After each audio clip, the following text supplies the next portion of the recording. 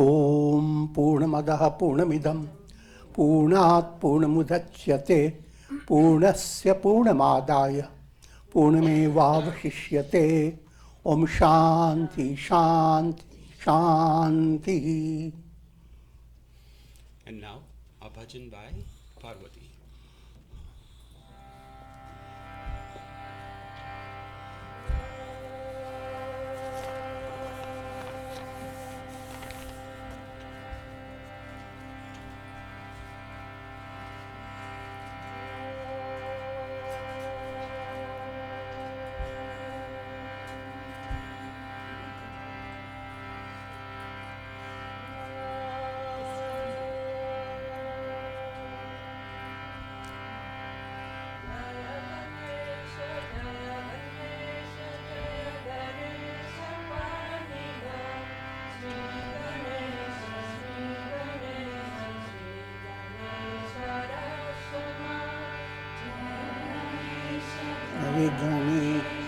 Jai Ganesh, Pahi Ma, Shri Ganesh, Shri Rakshamam.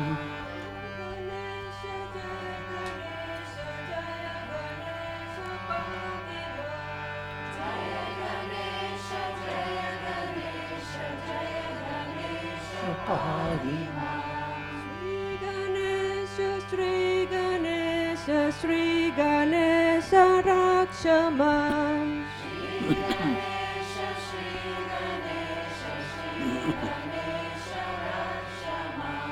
Sharavana Baba, Sharavana Baba, Sharavana Baba Pahiman. Subramanya, Subramanya, Subramanya Rakshamam.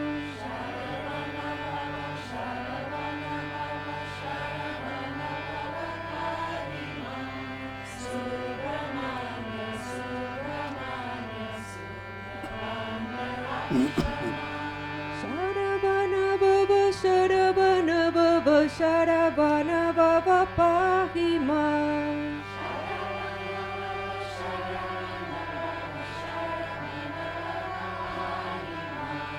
Subramanya, Subramanya, Subramanya Rakshama.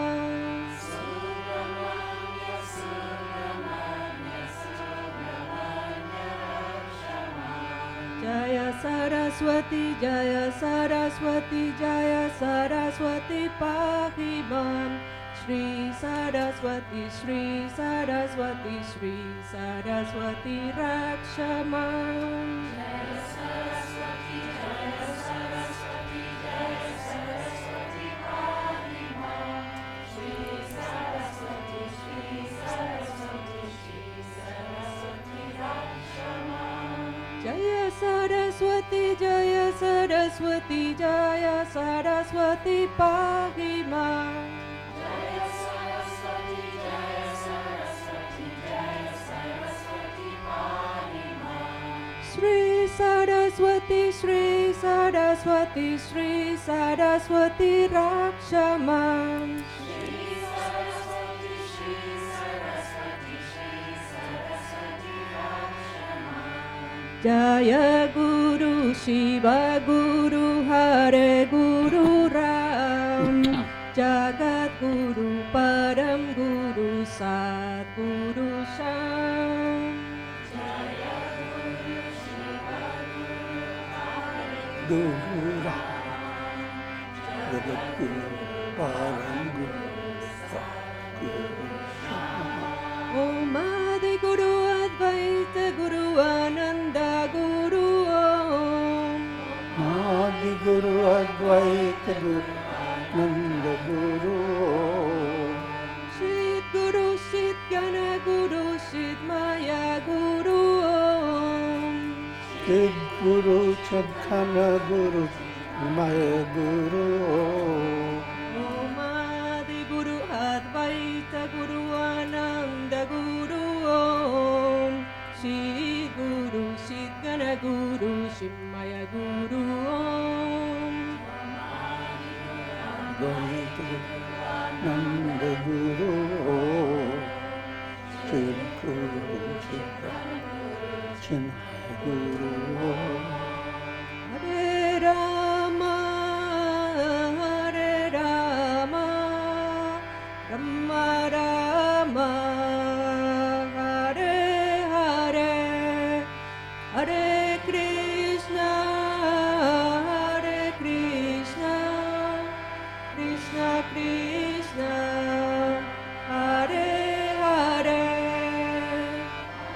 Rama, Hare Rama, Rama Rama, Hare Hare, Hare Krishna, Hare Krishna, Krishna Krishna, Hare Hare.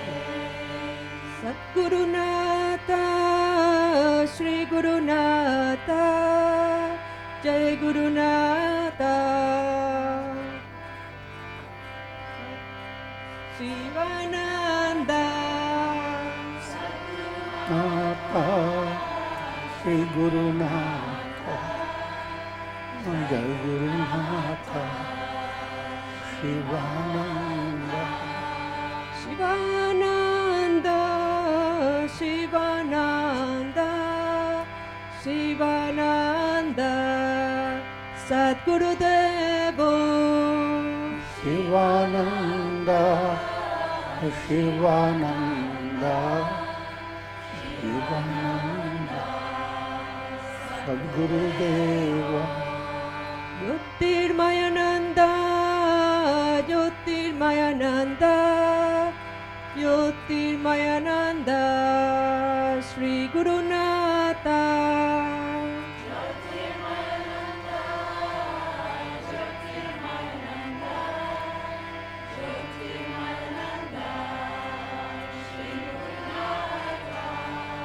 Hare Rama, Hare Rama, Rama Rama, Hare Hare, Hare Krishna, Hare Krishna, Krishna Krishna, Hare Hare.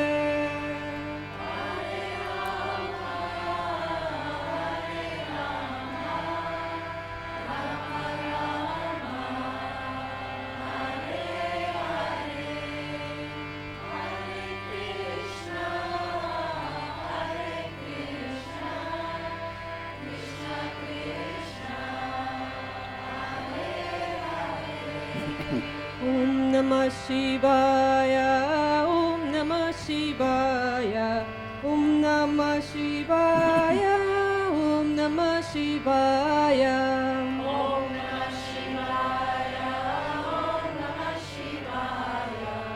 Om Namah Shivaya, Om Namah Shivaya, Om Namah Shivaya, Om Namah Shivaya, Om Namah Shivaya, Om Namah Shivaya, Om Namah Shivaya, Om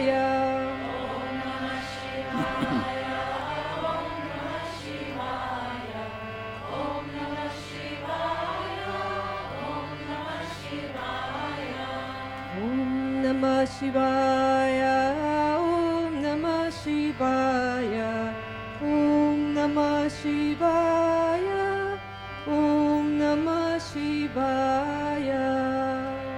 Namah Shivaya, Om Namah Shivaya, Om Namah Shivaya, Om Shivaya.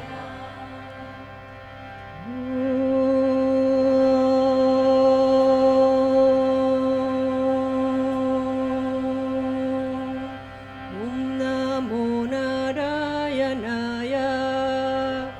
Om Namo Narayanaya, Om Namo Narayanaya, Om Namo Narayanaya, Om Namo Narayanaya.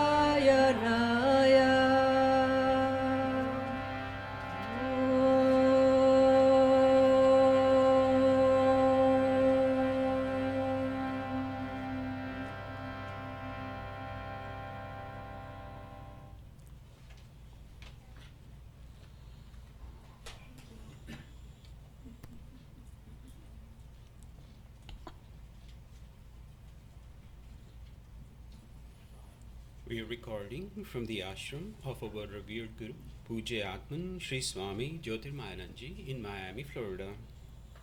Today is August the 26th, 2018, Sunday evening, and tonight Swamiji will be lecturing on Srimad Bhagavad Gita. This is series 2018, class number 13. And now, Pujya Atman Shri Swami Jyotirmayananda ji. Om Vasudeva Sutam Devam Kansa Chanura Mardanam Devaki Paramanandam Krishnam Bande Jagadgurum. Om. Adorations to Lord Krishna, the preceptor of the universe, destroyer of the forces of darkness, bestower of immortality. Om Shri Krishnaya Namah. Srimad Bhagavad Gita in chapter 2. Chapter is known as Sankhya Yoga, the yoga of wisdom.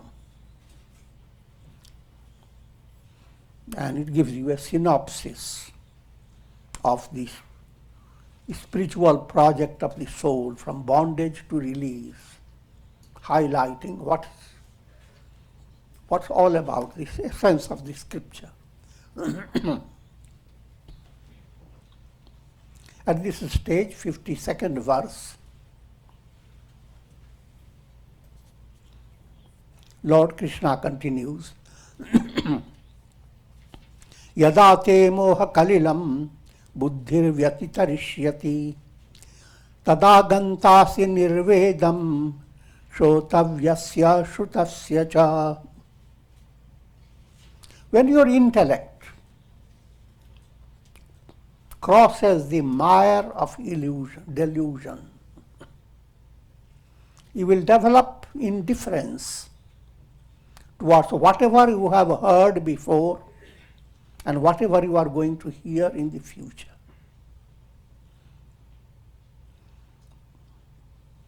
If you take it literally, you understand very little about it, what does it all mean.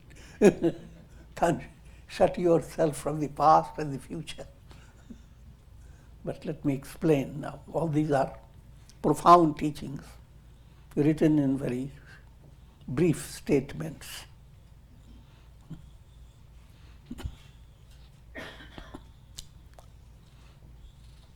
Called distilled teaching, just like you have in modern times. A little spray brings out a lot of fragrance, but you have to spray in the right area.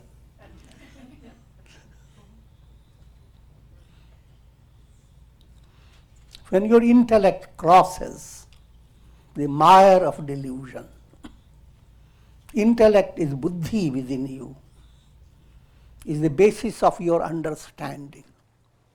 So when we say buddhi, we say understanding, they're synonymous.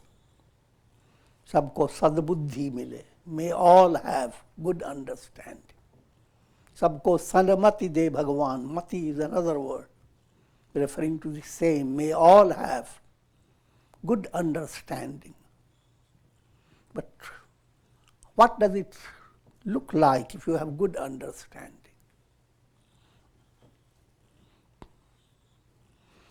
Your intellect, normal intellect in daily life, that deals with the relative world with past, present and future. So whenever your intellect tries to figure out something, it draws from the Google, the past Google. Lots of information. And on that basis, you imagine how future may be, because it's trying to match up history repeats. So how will it repeat it?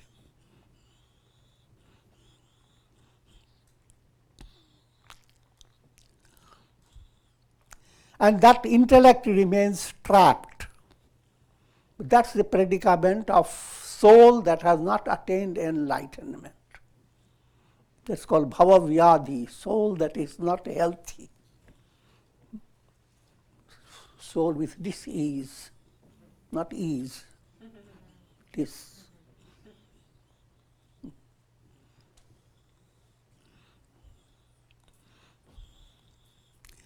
Now, what does it need for the soul to be enlightened? Most important point, the intellect must undergo a transformation. Figuratively speaking, intellect has to cross over the mire of delusion. What is mire of delusion? Mala, vikshepa, avarana. Mala is gross impurities. Gross impurities, anger, hate, greed, your sadness, your pessimism, all come under mala, gross. Just like you have slipped into a little muddy puddle.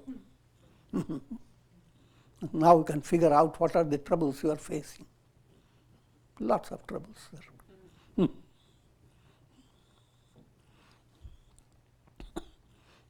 Those who are listening to Yoga Vasishtha, this is described as Karkati, the demoness. Karkati that has trapped your soul. Karkat. Next obstacle called vikshepa. When you begin to conquer your gross impurities and feel that you are safe, what you don't understand, they are safely hiding in your subconscious.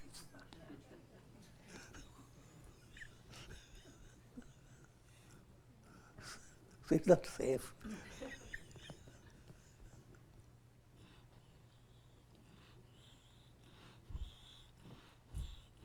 And humorously, I will call it Markat.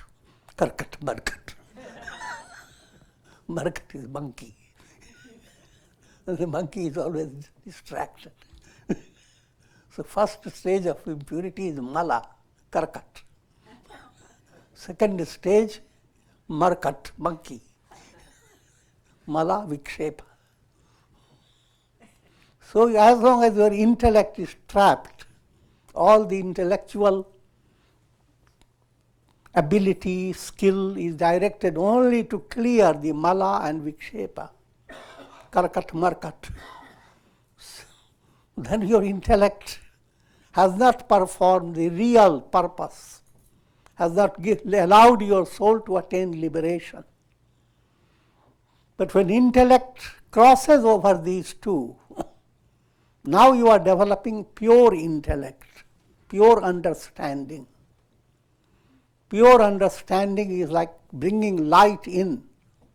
See, if you are in a dark room or a dark cave, and you have some little electrical possibilities of light, and also you have taken some glowworms to keep near you. That's the predicament of bondage. The world that provides light for people is very little. But in the state of ignorance, the soul doesn't miss anything. That's what you work for. But now, light of buddhi is like opening a channel, somewhere a crack, and the light sun begins to come into it. That light compared to all those lights are nothing. That light is the one that removes, not only removes the darkness, but all the moisture and all the viruses that have connected there, they will move away. That's all that is described by one word, moha kalilam, the mire of delusion. You should admire this statement.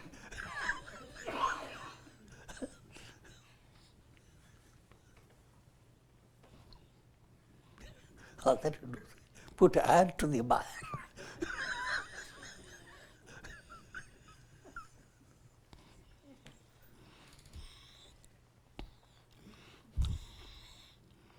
Yada te moha kalilam buddhir vyatitarishyati. If the intellect were to cross over Mala and Vikshepa, then what will happen? You will develop indifference, detachment towards whatever you have heard before and whatever you are going to hear in the future. You have to figure that out now.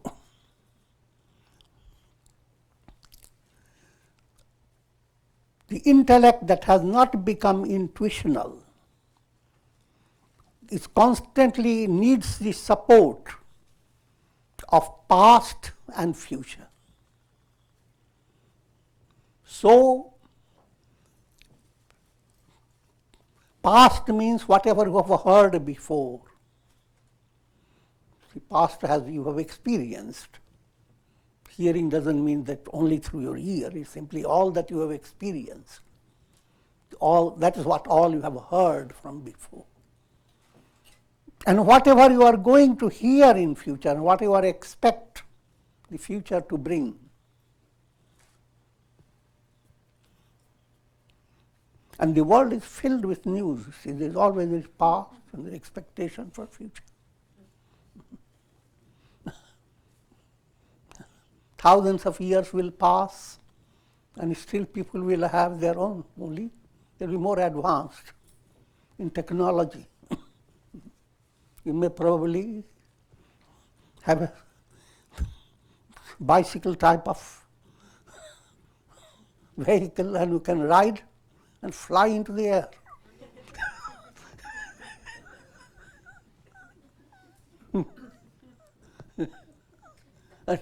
And tell your children how once upon a time people were so foolish. So backward.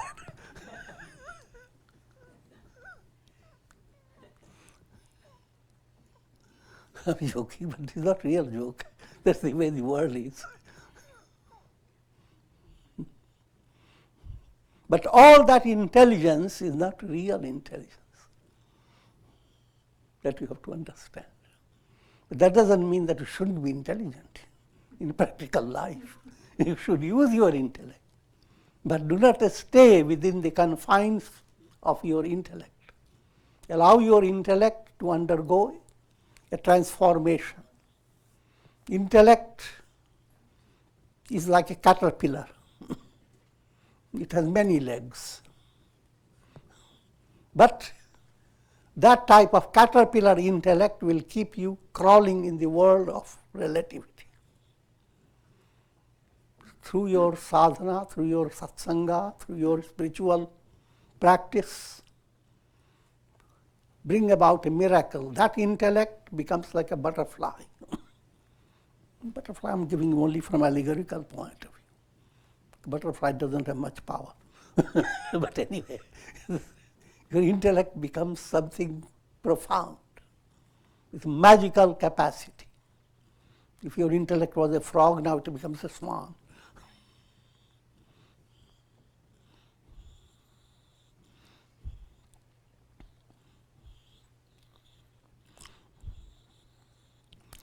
Let me give some quotations. Shankaracharya, the great guru. How do you allow the mire of delusion to be crossed over? Satsangatve nihasangatvam. The most important method is satsanga. Allow your mind to come in touch with spiritual teachings. Spiritual teachings are not in the range of what you have been told, what you have heard, and what you are going to hear. Spiritual teachings transcend worldly limitations. You should hold on to spiritual teachings. But there again you have to understand, if your spiritual teachings are only relating to your limited intellect, then you are in big trouble.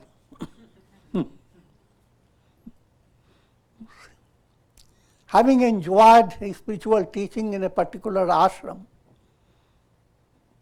your mind becomes very joyous. I must look for another ashram that can give a quicker liberation.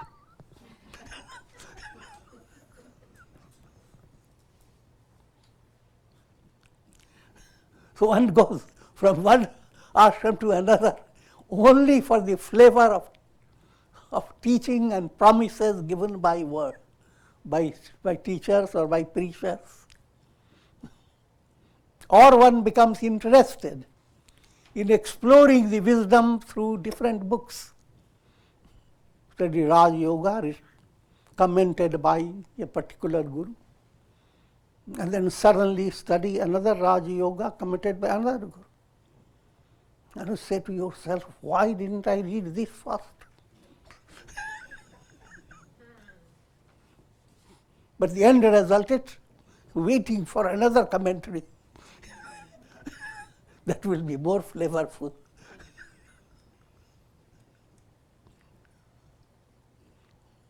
And there are many aspirants. They suddenly fall into a cult. And within a few days they feel so amazingly changed because of the style, and until they find another one. So this is called Moha Kalilam, the mire of delusion.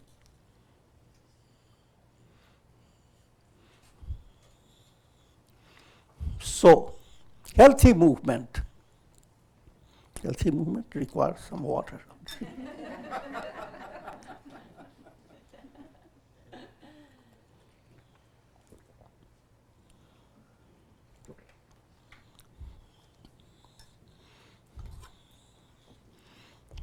Satsangatve nihasangatvam. Through satsanga, in a more sincere and authentic atmosphere,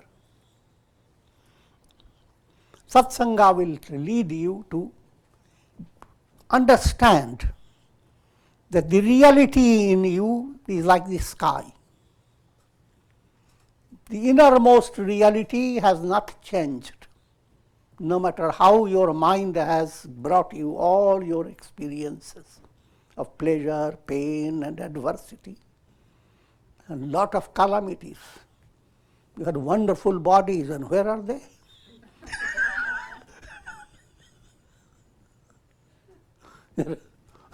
Wonderful attainments, and what has happened to them? Your wonderful relatives, and so many things. Wonder of wonders. And the greatest wonder, all wonders have disappeared.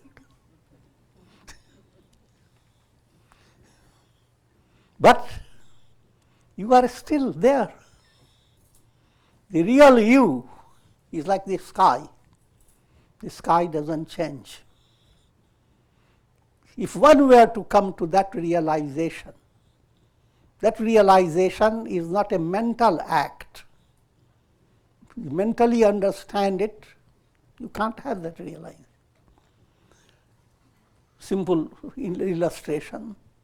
You are very tired, exhausted, and what does your mind say? Rest, go to sleep.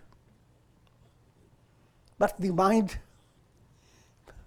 cannot exactly tell you what sleep is.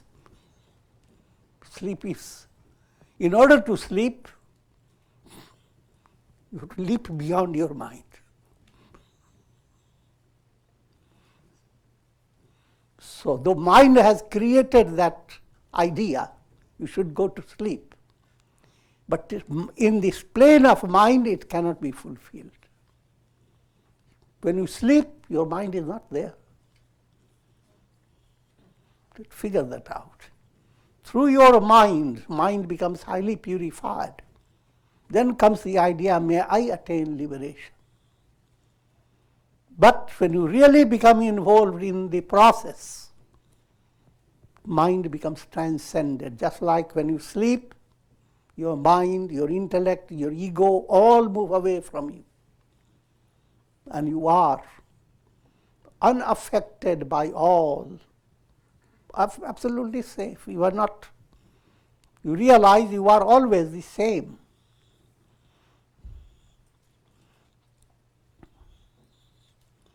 This type of insight, I am the eternal self, if that insight continues to shine in your mind, no matter how things are told to you, no matter how experiences evolve in your daily life, but if that insight remains unshaken, then that's the healthy movement. That's the state of moha kalilam. Your intellect has crossed over all these mire of illusion. No matter how things are, deep down, you are like the sky, untouched. All this is told very quickly, but that's your goal. How much can you allow yourself to be peaceful in all challenging situations? There lies the key to your spiritual evolution. But the key to being unaffected by challenges. Unaffected by challenges has two aspects. First, unaffected. Secondly, having keen insight what to do in a particular stage of adversity. How can it be remedied? From practical point of view, if you see far entering your house, don't sit back in meditation. Oh, this is illusion.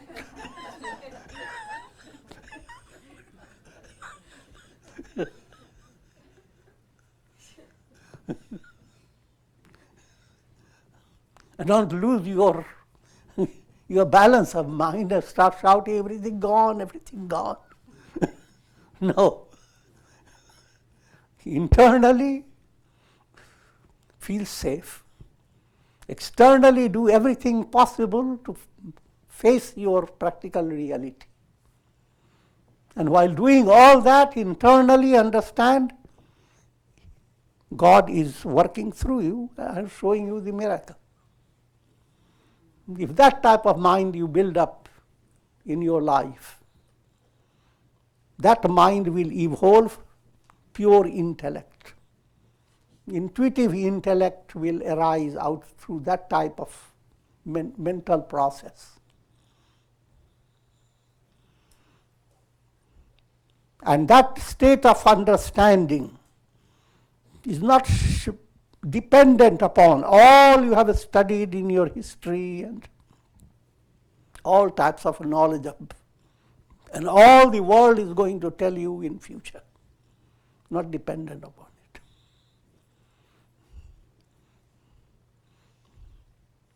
As long as you are living, you may be curious, but that's not. That's superficial.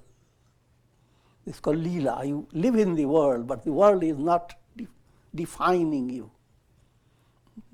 You are not a child. The world is created by God. All things in the world are not defined by your ego. So that aspect has to be assimilated by everyone in a proper way.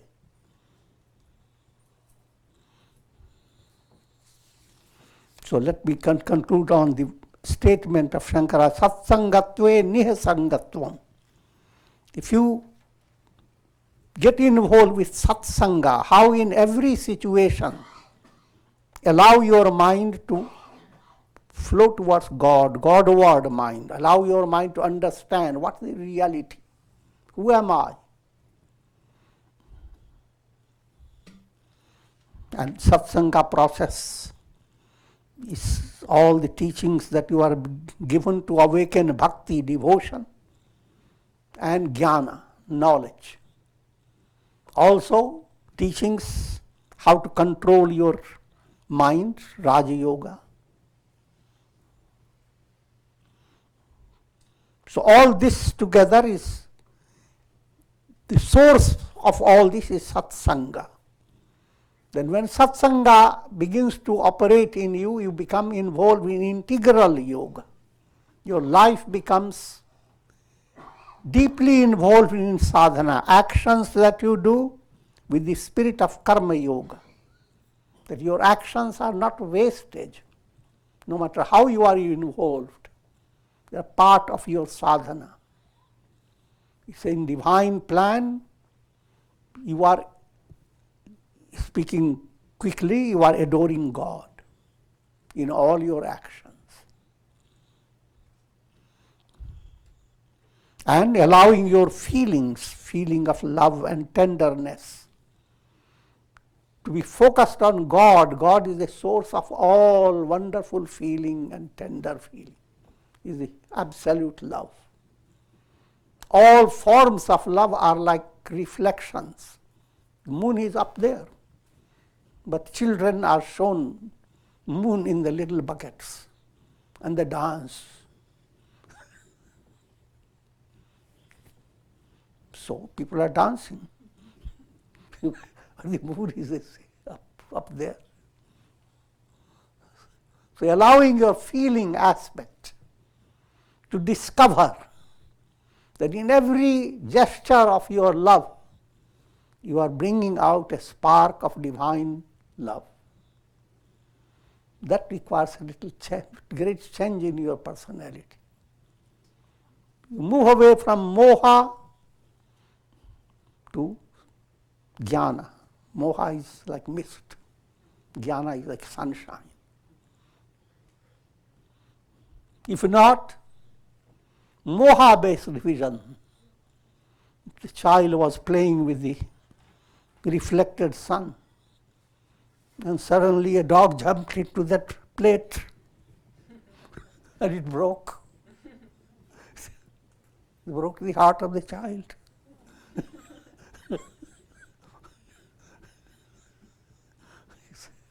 Very strange illustration, but that's exactly what happens. In life, when you are separated from loved ones, for any reason or by death or whatever, it's a tremendous agony, tremendous bitterness, tremendous shaking of nerves. But behind all that, bring that knowledge that the real love is never lost. Whatever you have been loving is a semblance of loving God in a realm of mirage. And try to remember it is love of God that is you are enjoying in any relation. But shifting your mind from practical emotional level to that level has its own process that's called sadhana. You can go on making many errors, but if you insist on it, then that the same world that allows you your feet to be trapped in mud, as it were, now brings about a different flair in your personality. So, satsangatve nihasangatvam. If you are practicing satsanga, you become untouched by the world. Nihasangatve nirmohatvam. If you have that untouched state, remain unaltered, unshaken, then the world that is being interpreted by illusion, the world that you experience like mirage, you will not be deluded by the mirage.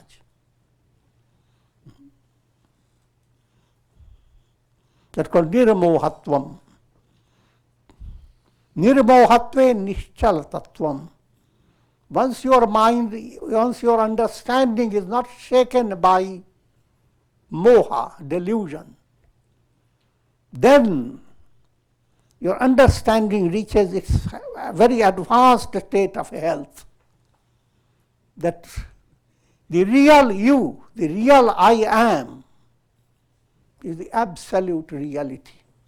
Nothing else exists. out of many illuminations that you are after. The real source of all that is the sun. Illuminations come and go, you can go on weeping over them. But the real sun is the same, unaltered. It is this type of understanding if it enters your heart. And in order to allow this understanding to enter your heart, you have to be a fully blossomed human being. Your human potential must become absolutely like a blossoming flower. All the goodness in your personality should fill your personality.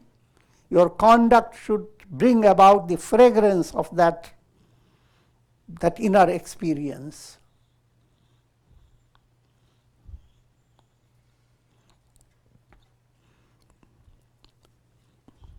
So when moha moves away, nischala tattvam. Deep down your heart is just steady, holding and shining God within your heart. And then, end result, mukti. Even while you are alive, the world flows on. Let me give you two similes. The ocean continues to be vast and profound, though the waves go on surging over the ocean. Waves continue. You begin your existence like a wave. In the state of enlightenment, you realize, I am the ocean. The waves have not gone away. But you are not confined to the wave state.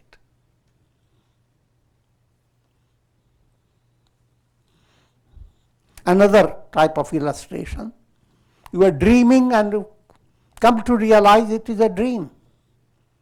Dream goes on, but your realization it is a dream makes you completely unshaken by no matter whatever is happening in dream. Likewise, deep down you remain unshaken. No matter how things happen in the world. And you know that certain things are going to happen, that's perfect. Janma mrityu jara vyadhi. Anyone who is born will grow. Anyone who is growing will age. Anyone who is aging will kick the bucket.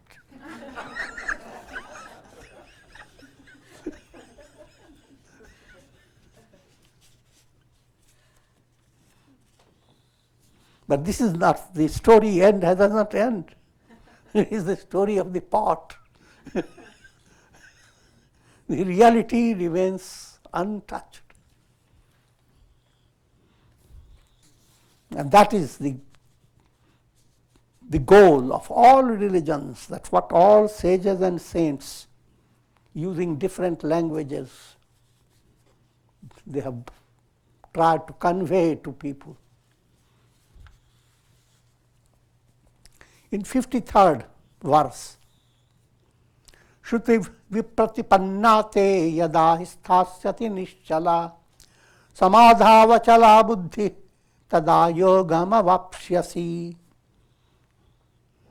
When your intellect, which has been distracted by conflicting statements of the scriptures, becomes steady and abides in the unshakable state of samadhi, then you will attain yoga, union with God.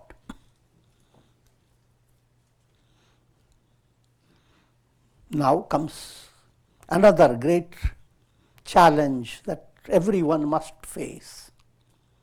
We become keenly interested in spirituality. But now you have to face certain challenges.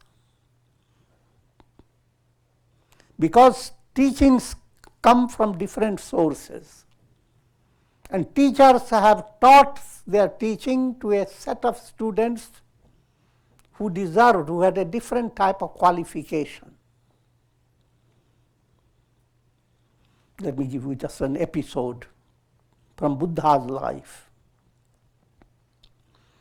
Once Buddha was in his ashram, relaxing, and his disciple was like very close disciple who recorded everything Buddha said to others.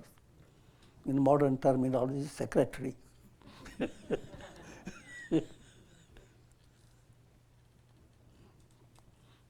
There comes a disciple who wants to receive instruction from Buddha. And Buddha looks at the disciple and says, the highest truth is the entire world is zero, nihilism, absolute void. And looks at his face. Do you understand that? Oh, Guru, oh yes, this is the most. Then another disciple comes after. Buddha looks at him.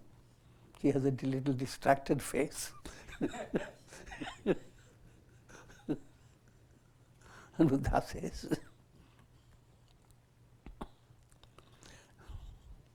this world is a mental projection. It's all this is in the mind. So you have to work with your mind to bring about nirvana, liberation. When the desires become extinct, desires, the burning lamps, it's extinguishing the flame of craving, that is called nirvana. Even in normal language, a villager will ask his son, put that candle to nirvana. Means blow it out.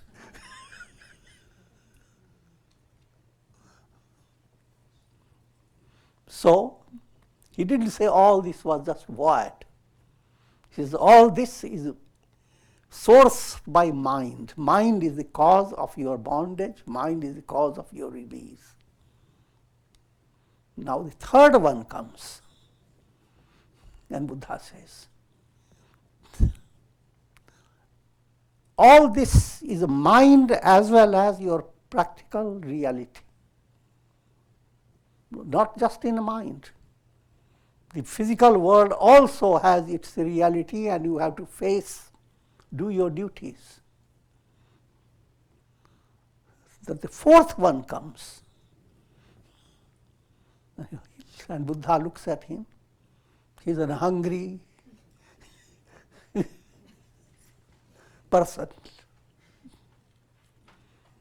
And Buddha says to his disciple, the best instruction for him that he should take good food.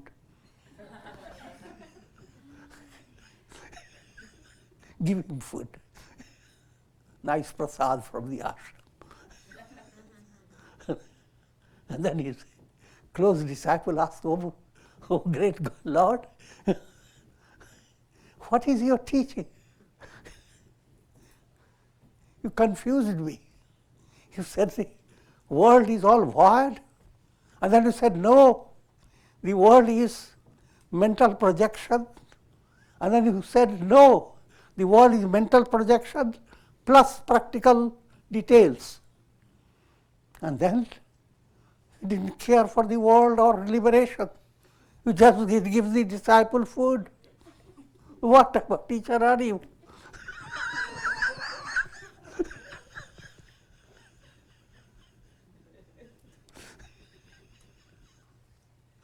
Try to understand.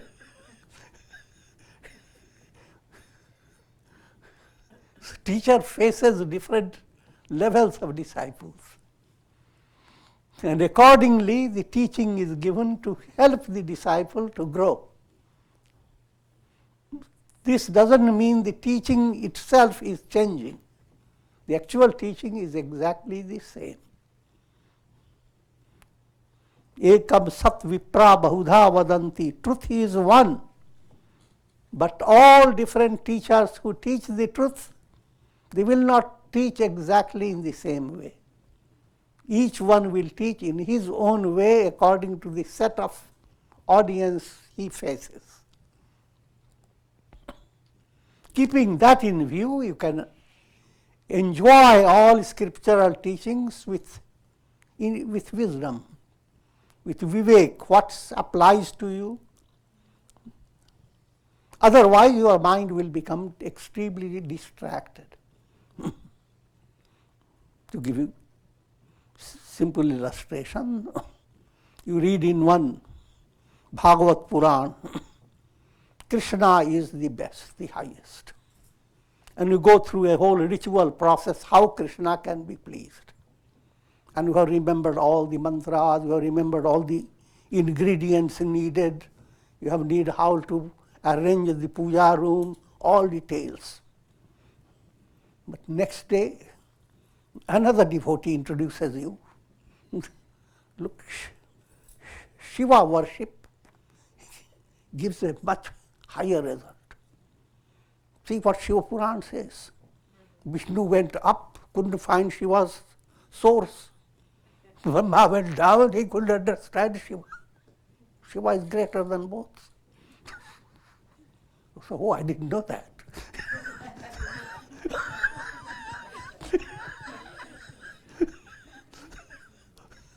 Now teach me the details of how Shiva is to be worshipped.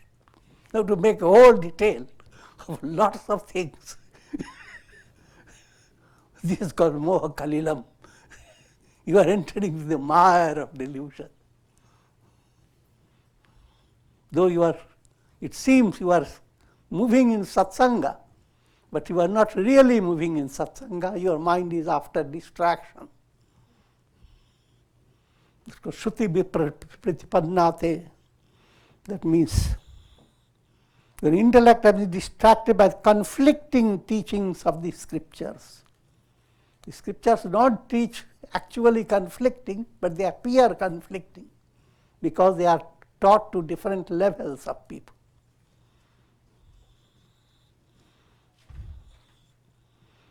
That when you become mature, then you enjoy all levels of teachings and understand the same thing is being taught by Christ, Prophet Muhammad, Buddha,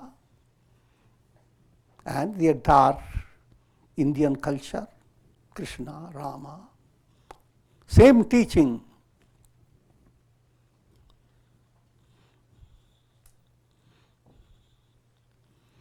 And therefore you can enjoy all literature, but don't become too involved in simply reading literature after literature.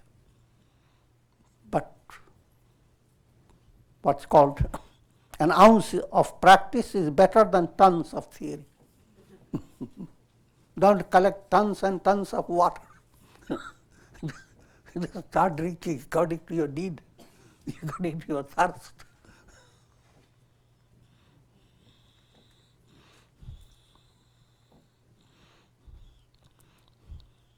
So, simple message behind it, grow up, don't be a kid.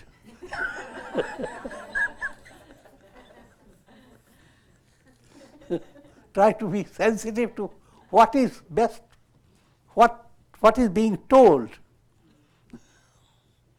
and then bring it in your conduct, in your life.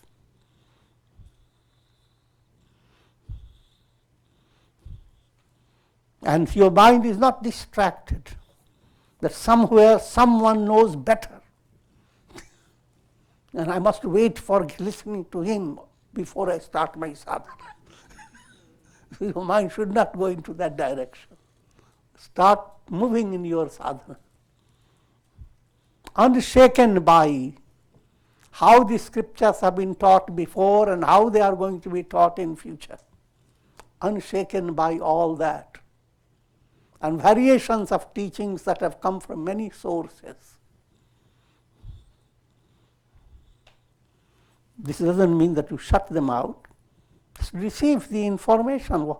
Whatever is, just like you enjoy breeze early in the morning without your mind being distracted. How does this breeze operate in Switzerland? How is it in Alaska?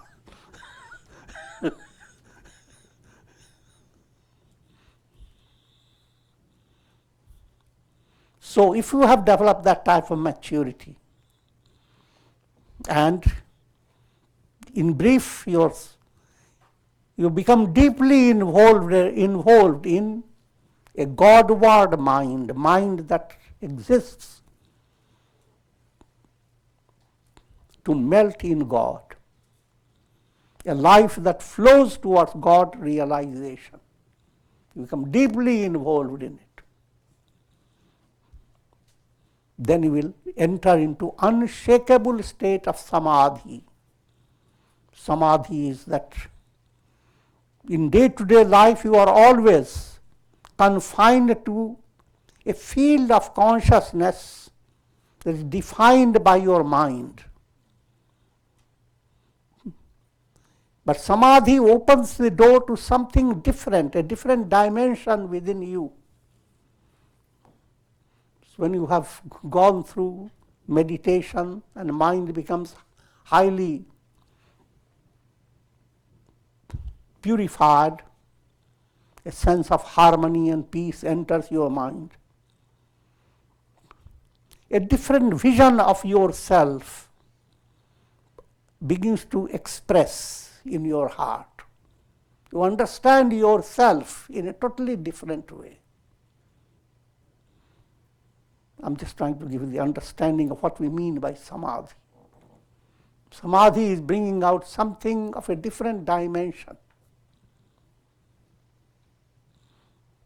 Until that Samadhi becomes highly mature and you attain enlightenment. But that Samadhi movement is described as Uttarayana path, northern course.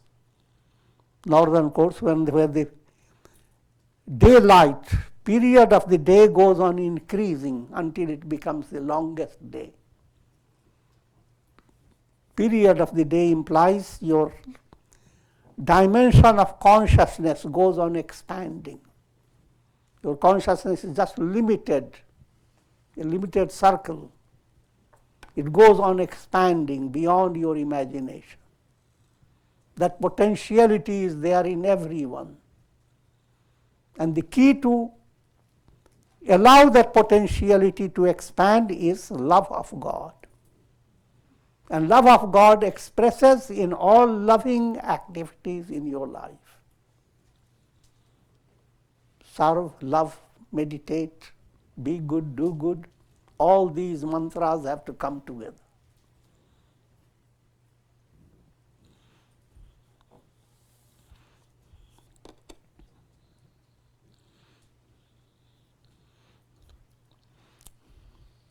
Having heard all this, Arjuna now asks, Sthita prajnasya ka bhasha samadhisthasya keshava sthitidhi kim prabhasheta kimasita vrajeta kim. Arjuna said, O Krishna, what are the characteristics of the sage who is established in Samadhi? How does he, of steady wisdom, how does he sit? How does he speak? How does he walk? Don't take it literally. Arjuna was not a kid. How does he sit means what is the disposition of his heart? Where is he resting? His heart-based experience, where it is. That means sit. How does he speak? Speak is all expressions in your life. Everything that speaks up your how you are.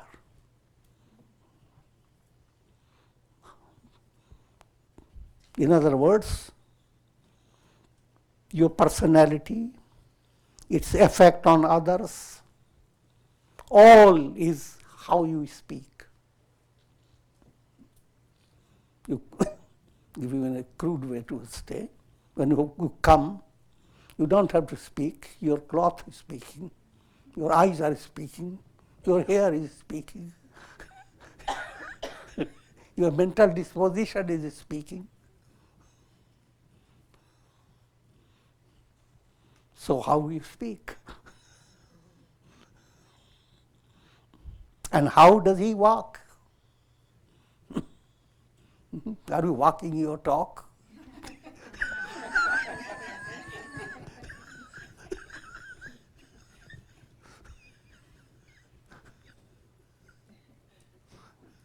With this scripture. Oh, Shanti.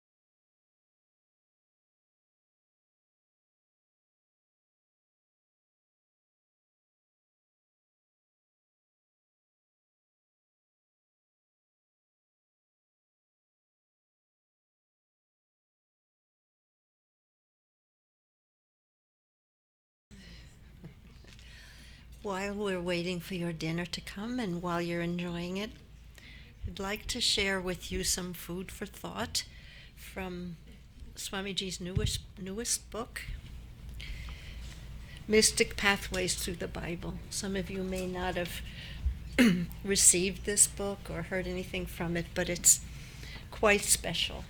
And it's Swamiji's way of uniting the teachings of Lord Jesus with Vedantic wisdom and showing that it's all the same, despite the fact that many people who are not as well informed as we are feel there might be something satanic in yoga. It isn't true, and we know that. So hopefully this book will melt the hearts of some people who don't understand the universal truth of Vedantic teaching.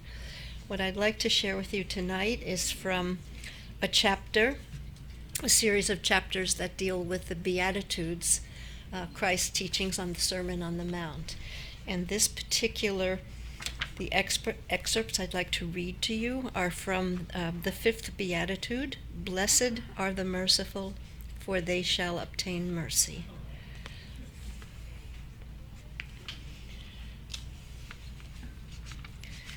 The fifth Beatitude describes another attribute of an enlightened sage, mercy or compassion.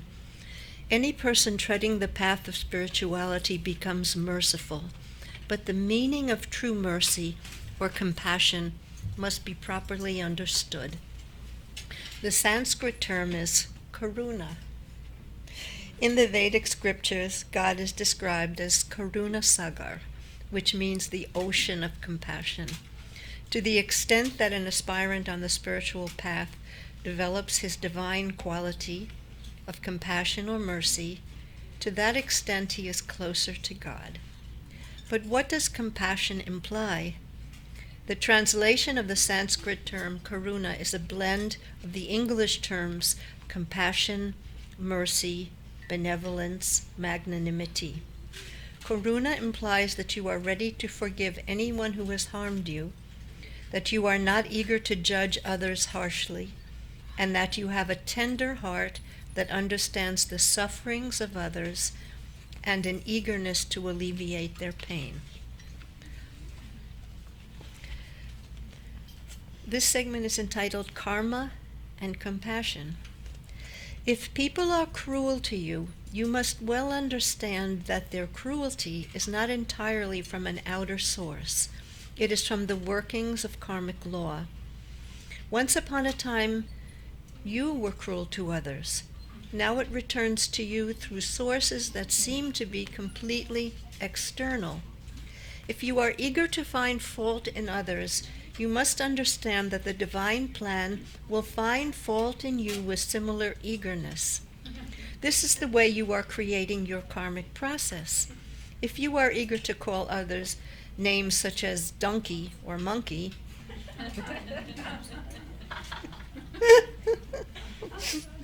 you should not be surprised when nature places you in a circumstance where you are rudely treated. You must understand others just as eagerly as you would like to be understood, because it is by doing so that you prepare the karma of being understood.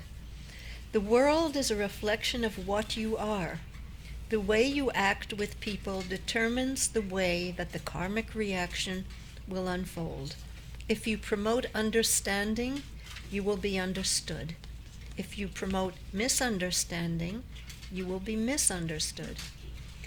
Spiritual virtues have a special magical quality. When you develop them within your personality, similar characteristics proceed from others and are directed towards you. If you are compassionate towards others, you will receive compassion from an external source in a time of need. If you do not have compassion, then you will not draw compassion from others. So when the sincere urge to alleviate the sufferings of others blooms within your heart, in turn you will obtain mercy. The entire cosmic plan will show its mercy towards you because God is supremely merciful. If a virtue is to be properly developed, one's unconscious must change. This takes great patience and self-introspection. If you fail in practicing a virtue, strive even harder to overcome your weaknesses. Try again and again, never to be daunted by failure. Blindly asserting, "I am compassionate, and I have always been so," does not allow you to practice benevolence, because you are not being reflective. It is only when you realize the ways in which you lack kindness that you can enthusiastically embrace the project of becoming compassionate. It is only when you know that you are not a good singer that you can become a better one. So it is actually a great achievement to realize that you have only a limited degree of compassion. At the same time, you should have faith in the fact that compassion is an innate virtue of your soul. When the adventitious growth of cruelty is removed from your heart, you become the very embodiment of compassion and mercy. This segment is Rise Beyond Ego.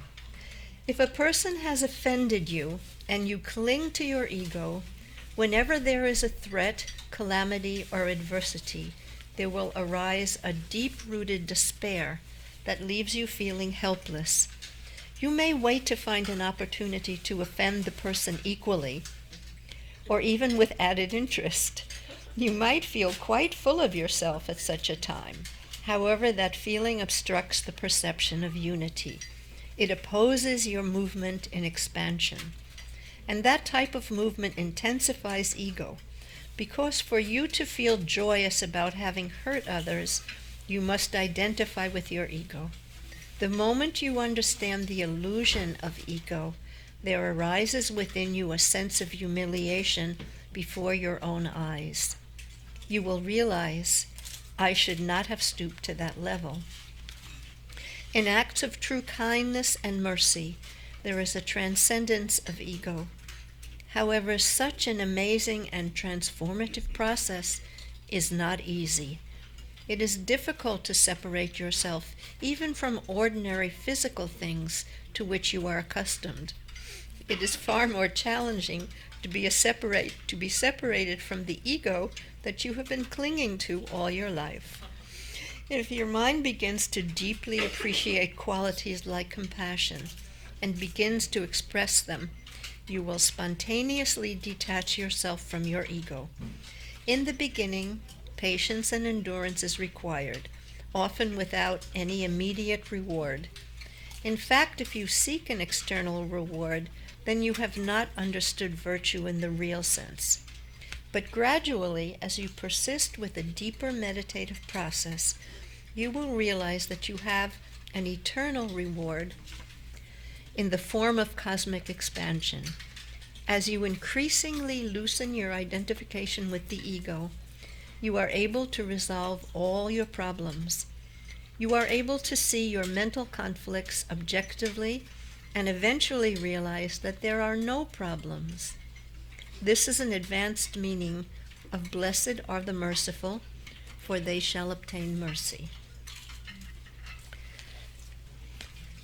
Final segment, See God behind the mask of wickedness. The teachings of Lord Jesus, as well as those of yoga philosophy and all true spiritual teachings, emphasize that you continue to be kind despite the cruelty expressed towards you by others. Continue to be enduring while facing the opposition to goodness from others. Continue to maintain your deeper understanding of virtue, undeterred by all external obstruction. If someone behaves spitefully towards you, it is easy to react with cruelty. However, greatness lies in controlling your own anger and transforming that anger into love. If you do so, the cruel personality will eventually become transformed into a compassionate personality.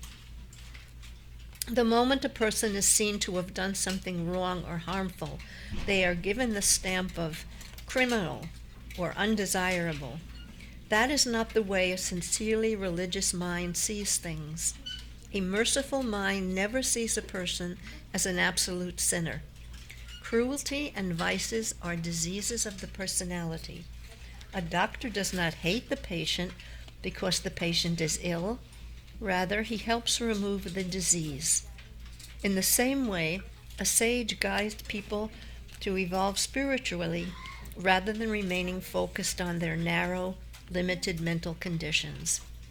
Therefore, as an aspirant, learn to see God as the underlying basis of all that exists. See God behind the mask of a wicked, violent, and sinful personality. If you do so, it is possible that you will see the victory of love over hatred and the victory of righteousness over unrighteousness. When the expressions of anger, hatred, pride, fault-finding, cruelty, and greed begin to dissolve due to the development of the positive impressions of love, compassion, humility, and generosity, then the inner stream of life begins to commune with universal life. Therefore, one becomes a fountain source of inspiration to oneself as well as to everyone else.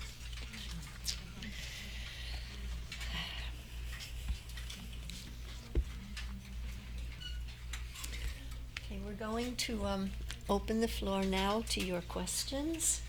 So while you're crunching and munching, please raise your hand if you have a question, and we'll bring you the mic.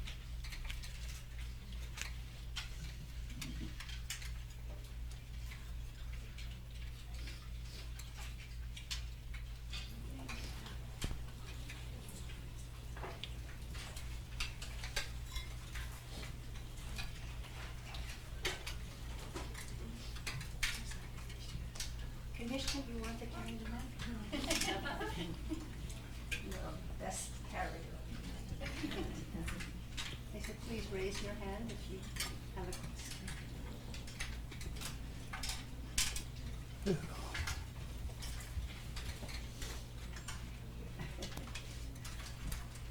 Pranam Swamiji. So I've been kind of noticing in conversation with some yoga students and teachers alike that there's a big confusion about Tantra Yoga. And I know it's a big subject, but if you could just touch on the premise and the ideas of Tantra Yoga a little bit. What yoga is that? Tantra. Tantra Yoga. Tantra Yoga means combination of mantra and yantra. Mantra relates to, for example, you are initiated into a mantra like Om Namah Shivaya, Om Shri Ramaya Namah. That's called mantra. Tantra relates to diagrammatic basis of worship. Every religion has, and Hindu religion has lots of it, which means, say for example, Christianity you have cross. Cross is a yantra. In Hindu religion you have swastika. Swastika is condensed into cross. And then there are stars of David.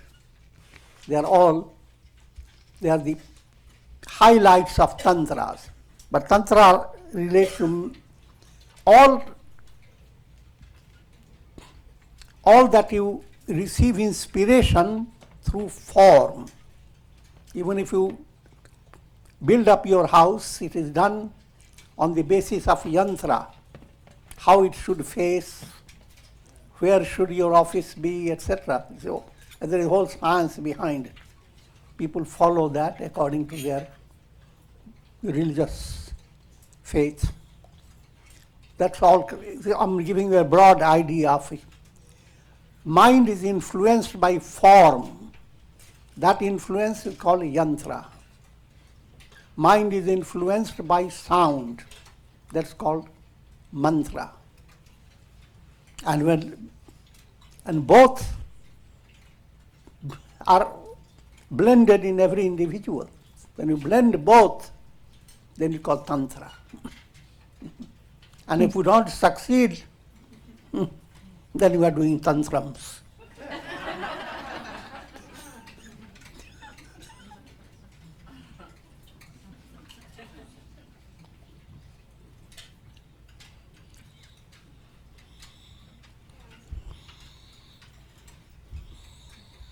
Good afternoon, Swamiji.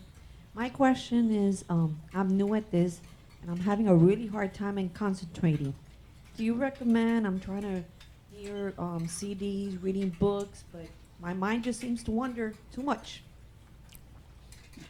Don't give value to your wandering mind. Don't tell your mind, I'm defeated by you.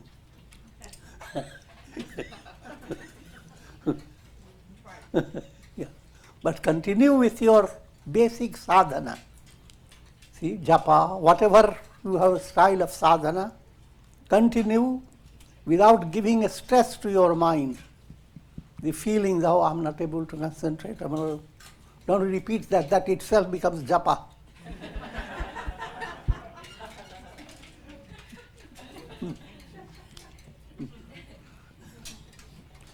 To move away from giving attention to that, then automatically it will cool down.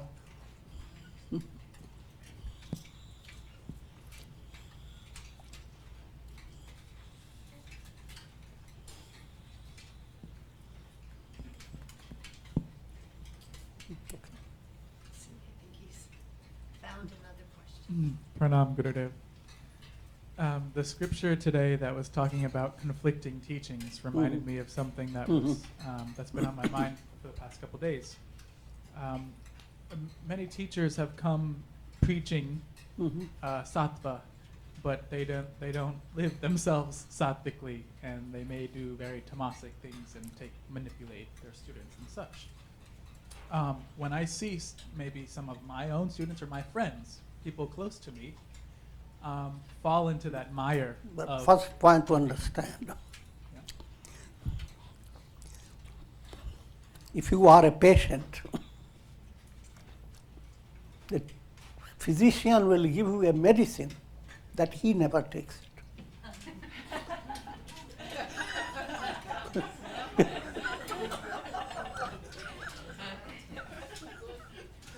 And if you complain against him, he's giving me something he himself doesn't do. You are following an illusion.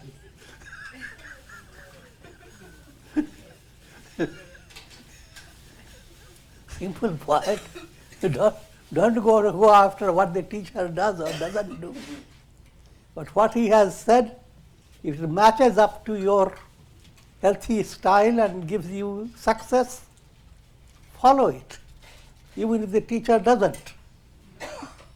That's not the point. You follow it.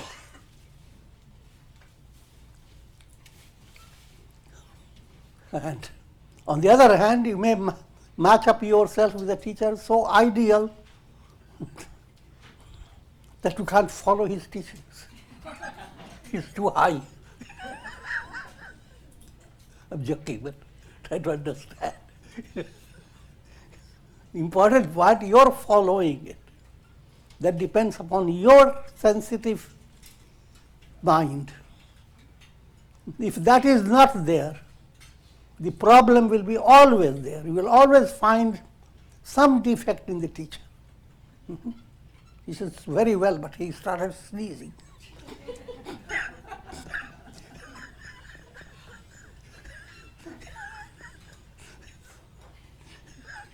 I'm joking.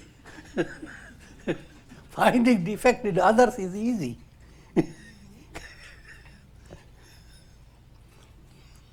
Many great teachers, disciples have their different attitude towards the teacher because their attitude depends upon their minds. So that's not a reality. So I shouldn't worry about That's what shouldn't worry about it at all. people's sadhana. Just focus on your own sadhana. Perfect. That's it. Thank you.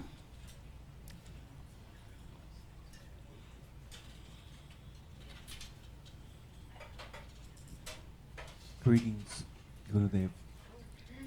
I wonder if you could clarify what we just heard from the reading between being open, let's say, to people that are being mean or cruel, versus the need to be assertive and somewhat defensive to avoid that. So is there some balance in between those two elements of not allowing, let's say, to be taken advantage of or to be insulted, versus just turning the other cheek all the time? Any teaching requires details, you see. You don't follow any teaching exactly literally. Because if you are insulted, you can't put it like someone has slapped you a cheek and you put the other cheek. It sounds simple, but what I'm implying that you have to understand subtle details in every situation. Certain situations, someone's presence or someone is affecting you in a negative way, then you must use your practical sense how to avoid. You know that somebody has put up some bricks in his hand to smash you up.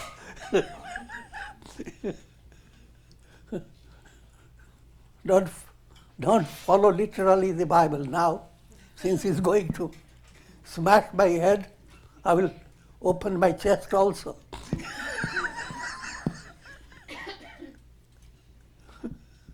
All that I'm saying that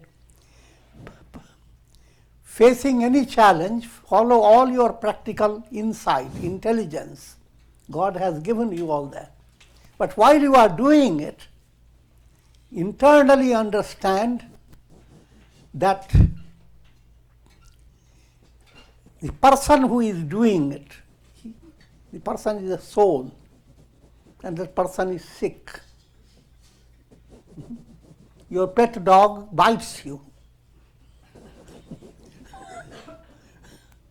But if you really love your dog, he will manage to see his teeth. What's wrong with his teeth? He will not smash your dog. Let us understand how does the love work.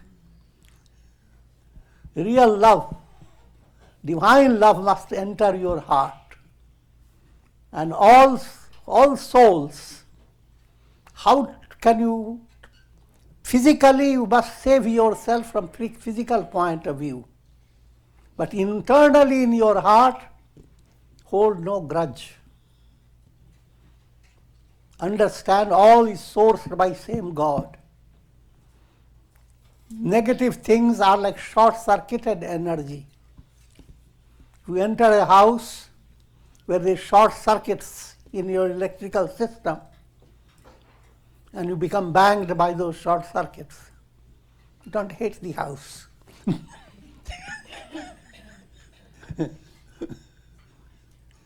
Thank God you have the house. Find the repair people who can manage to fix all this is a simple way to understand. Negativity is not a reality. Do not hold on, but that's what society does. 50 years back, someone has done some nasty thing. And now we hold on the grudge. Catch the person, put him in the prison. And until he does, I'm not happy. What a life. That person has become your God. Instead of remembering God, you are remembering the person who harmed you. And your solution is to put him in hell. And to be sure he is in hell, you have to go into hell. This is a dull-wit resolution to human problems. Think of another way of looking at it, that anyone who behaves abruptly, see, physical body has sickness. Physical body behaves abruptly, takes a teacup and suddenly throws it down. And if you are a good person and a servant breaks the tea right in front of you, you don't flare up. But there are people who do flare up. But what's culture? Higher culture, you understand why did it happen. You understand why people have lost their mind, why have they lost their tender heart, how much they are suffering by the loss of inner joy. And therefore, pray to God and try to also feel that, do I have the ability, do I have the trust in God enough that I can influence the person in a better way? Pray to God, give me an opportunity to serve you in that person. Think of it. Instead of waiting and waiting to see the person suffer. So that's real culture. Humanity has to develop that culture. Otherwise, you go on counting the criminals and their crimes and go on waiting for the criminal to suffer for every crime he has done. And the news goes on breaking. And go on drinking your tea. That's not life.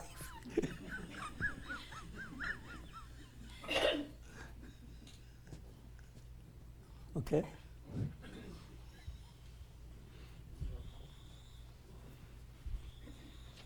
I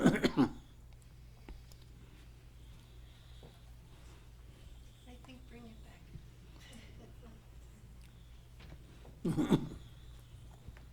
Thank you very much. That was well done. I'd like to thank various people, but before I do that, when Swamiji was speaking about how an evolved person is very kind if you spill their teacup on the floor, I was remembering an episode with Swamiji that shows his graciousness. This must have been maybe 30 years ago or so. In those days, Swamiji was cooking all the food that we would eat during the program. He would cook the dal and the rice and the papadum, and we would chop things. Well, we were probably about an hour before the evening satsang. Swamiji had cooked this wonderful dal. And it was my job that evening to take the dal from the pot and put it in a hot pot that we would put on the table. And in those days, our kitchen counter was a little bit slanted. So as I poured the dal into the hot pot, it went sailing off the counter. Went all over the floor, under the refrigerator, into the grates, everywhere else but where it was supposed to be. And I had to tell Swamiji, the dal's on the floor. And imagine how you would react if you had been cooking the meal and some feeble person let it go on the floor like that. Swamiji said, "Oh, don't worry, I have time, I'll make it again." That was it. So remember that story the next time somebody shakes or the counter is a little bit crooked, and just remember what real compassion, the spontaneous compassion of a sage is like. Let me thank those who have contributed to the meal you enjoyed tonight. We thank Sanchari for the dal. We missed her voice tonight, but she has a bit of a sore throat. So you enjoyed her dal anyway. And Rajneesh, we thank him for the rice and for the chole, the garbanzo preparation. And we thank those various leprechauns that help him in the kitchen, who always like to remain anonymous. And we thank Padma Devi for the salad and Vasudeva for the dessert. And although she's not here tonight, this feast of beautiful floral arrangements, we thank Kalyani, who does these arrangements with such great artistry and such great love. So we thank her for all those arrangements that she makes for us. It's Kalyani. And just a reminder about 2 festivities. The next one is Ganesh Chaturthi on Sunday, September 9th. We'll be starting at 5 p.m. Those of you that have never attended a Ganesh Chaturthi celebration with Swamiji know that the profound power of Sri Ganesha is accompanied by these most wonderful stories, fascinating stories, and Swamiji has his own magical way of conveying those stories. So look forward to wonderful lecture on Ganesh Chaturthi on Sunday, September 9th. Also, coming up not so far away is one of the most important times here at the ashram, that's Navaratri Puja, mother worship, worship of God in the form of the Divine Mother. That program will last for 10 consecutive days, starting on Friday, October 5th, and culminating 10 days later on Sunday, October 14th. We will start at 7 p.m. each night. We will have Swamiji's lecture on the portion of the scripture that he's studying with us each night, followed by delicious and unusual prasad that we make each year. During those 10 days, the normal class schedule will not be in effect. The normal lectures, the normal meditations, that will all be suspended, and we will just have 9 consecutive nights starting at 7 p.m. And then on Sunday, the last day, October 14th, that's the Vijaya Dashmi Day, the day of victory, and we will start at 5 p.m. It's been rumored that if someone attends all 10 days of Navaratri, that on the day of victory, they'll attain enlightenment. So give it a try. If you can possibly make all 10 days, that gives you a chance to follow the story, the sequence, and the powerful sequence of the episodes in the scripture that involve Goddess Durga, Goddess Lakshmi, Goddess Saraswati, and all their incredibly colorful and profound battles with the demons that exist within each one of us. If you can't attend all 10 nights, that's fine too. But we ask, soon we'll have a new sign-in sheet, which will give you a chance, if you know which days you can come, if you can indicate that when you sign in and pre-register, that will help us know how much prasad to prepare. Swamiji's prasad is infinite. You don't have to worry about the infinite prasad, but the food prasad, it would be good to know how many are planning to come, to the extent that you can plan ahead. So as we get closer, you'll get a chance to think about how you can fit your schedule to come. Well, could you say a word about the calendar? Could you say a word about the calendar, please? Put the call under.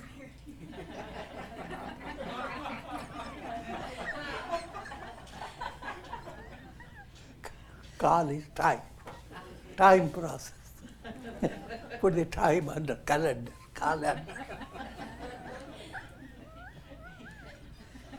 Yashoda has asked that I remind you that we will be seeing soon the calendar for 2019. These calendars are absolutely splendid, with a wonderful picture of Swamiji that pops up each month as you flip the pages and lets you know our schedule and when we're celebrating the festivities. If anyone, it's in process now of being put together, and if anyone would like to contribute, make a donation, that would help to keep, to make it easier for this calendar to be produced and put into operation. Please do that. You can see Yashoda after class, or Rajneesh. They're the prime movers as Swamiji's instruments in putting together this calendar each year. And we thank them for all the work that goes into that calendar. And we'll ask Swamiji to conclude with prayer and then come for Kumkum blessing. Prayer for health, long life, peace, prosperity, enlightenment. If anything else I've forgotten, add it. For all of you and for the whole world. Om Triambakam Yajamahe Sugandhim Pushti Vardhanam Urvarukum Vabandhanat मृत्योर्मुक्ष्यमामृतात्। सर्वे भवन्तु सुखिनः, सर्वे सन्तु निरामयाः, सर्वे भद्राणि पश्यन्तु, मा कश्चित् दुःखभाग् भवेत्। असतो मा सद्गमय, तमसो मा ज्योतिर्गमय, मृत्योर्मामृतं गमय। ओम पूर्णमदः पूर्णमिदं पूर्णात् पूर्णमुदच्यते, पूर्णस्य पूर्णमादाय पूर्णमेवावशिष्यते। ओम शांति शांति शांति।